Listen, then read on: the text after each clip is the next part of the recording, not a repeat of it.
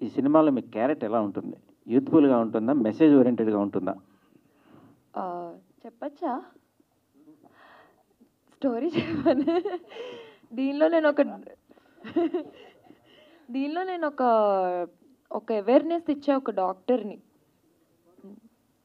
ఒక doctor awareness ఇస్తా అదే నా క్యారెక్టర్.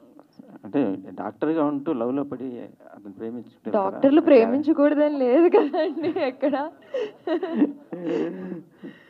ఒక ఒక మంచి ఎడ్యుకేటెడ్ డాక్టర్ ఒక రౌడీ అబ్బాయికి ఎలా పడుతుంది అన్నది స్టోరీ.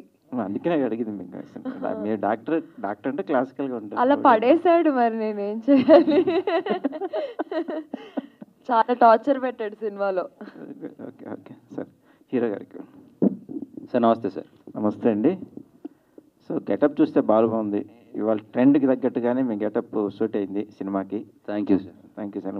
సినిమాలో టోటల్ గెటప్ ఇలా ఉంటుందా? మొత్తం అల్లరి చిల్లరగా ఉంటే హీరోయిన్ ఏడిపించడం ఏంటో ఏంటి అసలు? ఒక ఏ మ్యాన్ ఉంటుందా? ఆ పోస్టర్ ఉంది కదండి సార్, యాజ్ ఇట్ ఈస్ అలానే ఉంటుంది లుక్. కంప్లీట్గా మాస్ అండ్ రగ్గుడ్గా ఉంటుంది క్యారెక్టర్. సో ఇందులో నేను ఒక మెకానిక్.